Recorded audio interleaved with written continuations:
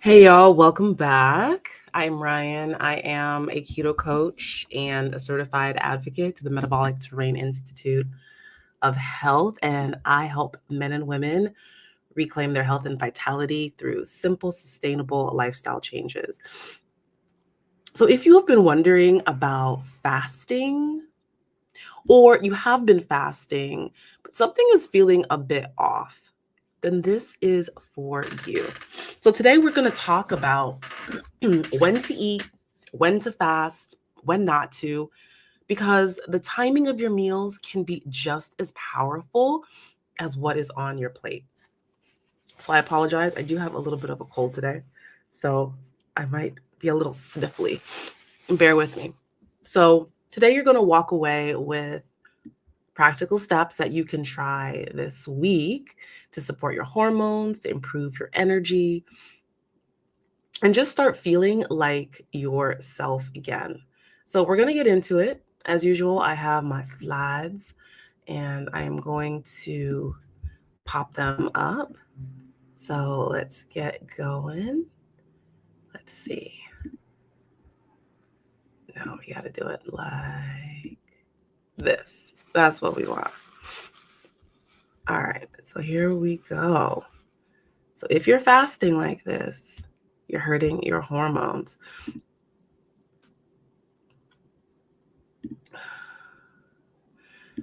So let's start here because we know fasting is not new.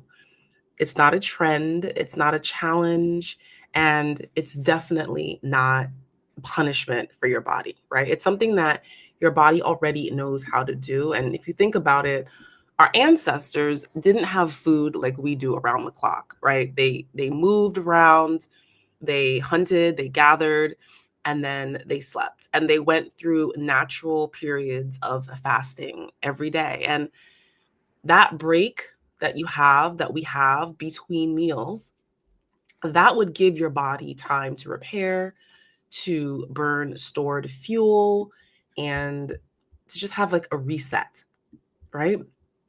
So when we talk about fasting today, what we're really talking about is restoring that rhythm.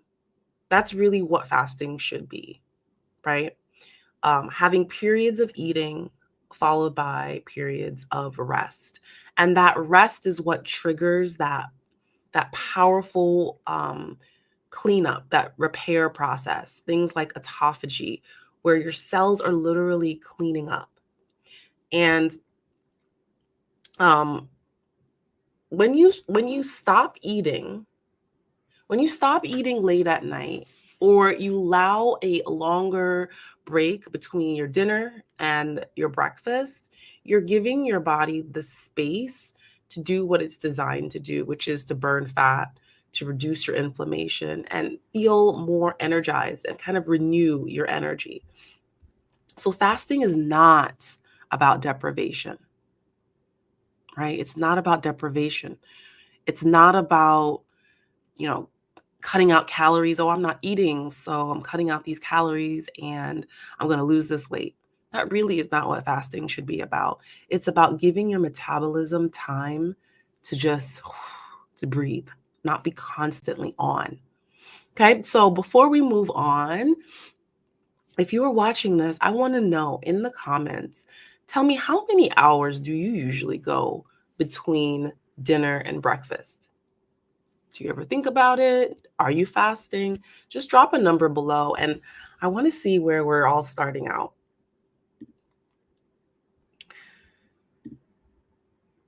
So here is where many women struggle. Fasting can be powerful, but we don't recognize that it is also a stress. So when you skip meals or you're fasting for too long, your body is releasing cortisol, your stress hormone. And a small rise, right, is normal. It should happen. But when your cortisol rises and it stays high for too long, it's going to slow down your thyroid and it's going to tell your body it's time to store fat. And that's why so many women say, I'm fasting, I'm eating all the things, I'm doing keto, I'm doing everything right, or whatever it is. But all of a sudden they're feeling really exhausted. They're still like feeling bloated, and they're not losing the weight. And the reason why this is happening is because your body is trying to protect you. And Mindy Peltz has a great book called Fast Like a Girl. And she explains that in the second half of your cycle, fasting can work against you because that is when your body needs more calories, right? It wants stability. So fasting for too long or fasting too often during these hormonal shifts can cause more harm than actually good. And we need to recognize that our metabolism runs on a rhythm, right? It needs nourishment just as much as it needs rest. So if you're menstruating, you want to avoid going beyond 16 hours of fasting in the week leading up to your period. So keep that in mind, right? Menstruating women need to be very careful about the way that they fast.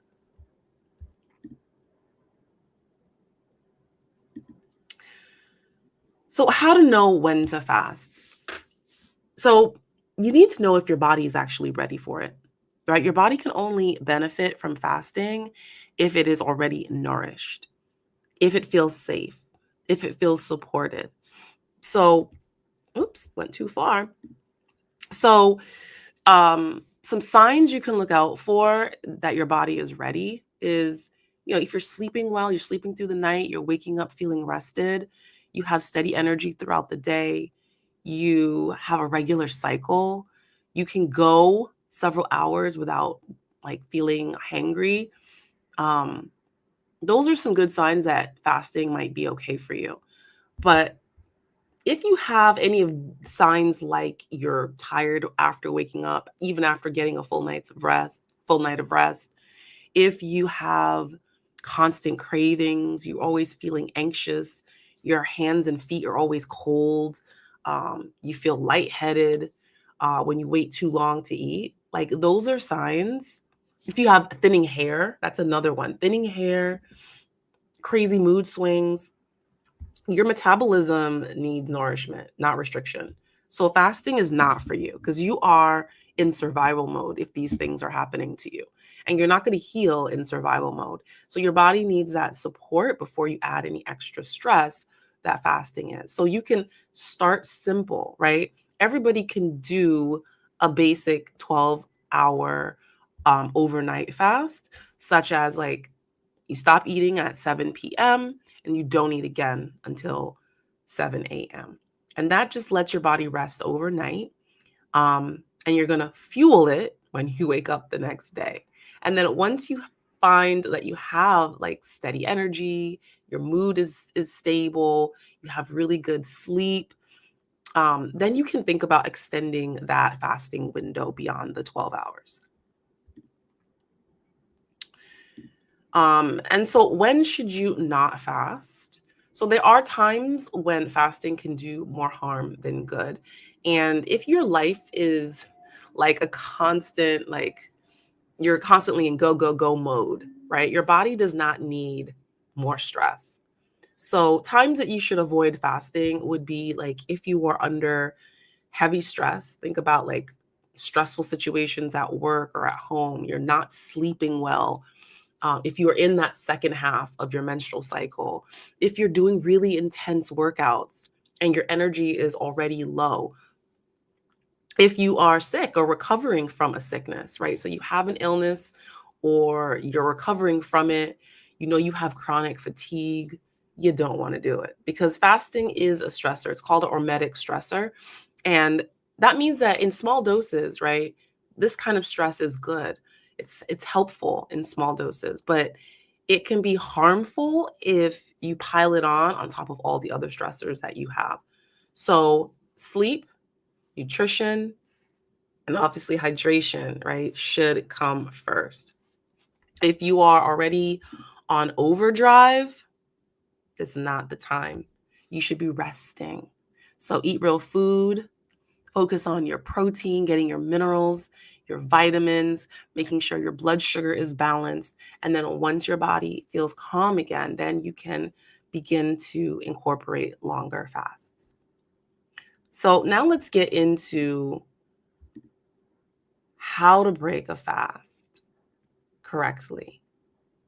So when you break your fast, what you eat first matters more than when you eat it, really, right? Your first meal is your signal to your metabolism, and it tells your body the kind of day you're going to have. Right? And I kind of talked about this in the last live. You want to start your day with protein. Aim for at least 25, 30 grams of high quality protein.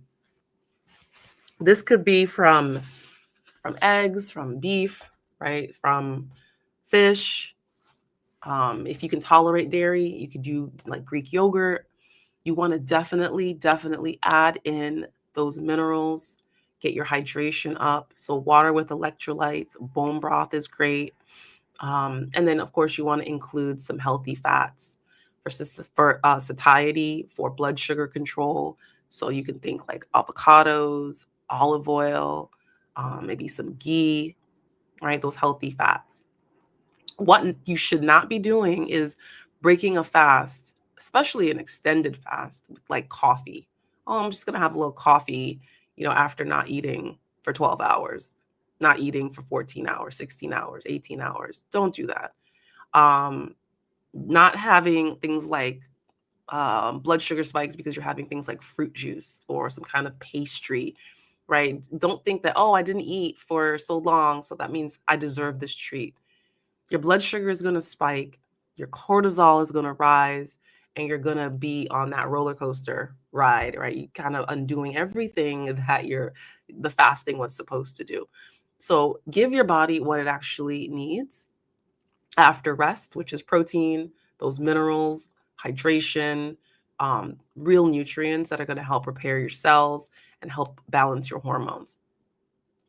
So if you want your metabolism to run smoothly all day, it's really important that you break your fast. Like someone that's trying to say, like, I'm going to burn clean fuel today. Like, I am going to be my best self. Okay. Your first meal sets the tone for the entire day. So this week, I want you to keep it simple. We're not thinking about any diet changes, no tracking or anything, no complicated fasting window. Just one habit, and this is a habit that you can take with you forever. Close your kitchen by 7 p.m. That's it. That means no snacks, no drinks with calories, no late night grazing. Give your body a full 12 hours of rest before having breakfast at like 7 a.m. the next morning. And I know it sounds small, but I bet you're going to recognize, wow, I really do eat kind of late. And then I'm eating again pretty early in the morning, right? So it's really going to make a big difference. It's going to help you sleep better. So stopping eating earlier is going to help you get better, deeper sleep, right? You have less digestion going on when you're trying to fall asleep. You'll probably wake up with more energy and you'll start to notice fewer cravings. Okay. And that's a time where your body is going to be able to clear out those old cells, work on balancing those hormones to get ready for another day. So your challenge is for the next 7 days, close the kitchen at 7. And you can write down how your sleep, your energy, and your mood change by the end of the week. So if you're going to join me on these challenges, type me in the comments. I want to see, who is committing to giving their metabolism this rest that it desperately needs. All right. So if today's live gave you some light bulb moments, right? I want you to take it one step further and check out my guide and journal called Metabolic Mastery. So in it, I'm going to walk you through how to create your own metabolic rhythm. In it, I talk about when to eat, what to eat, how to track your energy, your sleep, your hunger patterns throughout the day. It's a 30-day anti-aging metabolic reset that helps you find balance without any extreme eating or extremes in general. And these are the same strategies that I've used with clients to improve their fat burning, to lower inflammation, um, to help them reverse insulin resistance, support their hormone health. So you can grab it in the link below. And if you are joining me in the Close the Kitchen by 7 p.m. challenge, this journal has space for you to track exactly how your body responds. So fasting, we're using it as a tool. It's not a lifestyle. It's not something you're going to do every day just because your friend down the block is fasting and trying to lose weight, right? Your goal is to create a rhythm that your body loves, one that will give you energy, one that will give you clarity, mental clarity, and help you find peace with food. So if you found this at all helpful, hit the like button, subscribe, share it with that friend down the block that you think might benefit from it. Next week, we're going to be diving into sleep and how sleep might be the missing link to your weight loss journey. Thank you for joining me. Have a great week. Bye.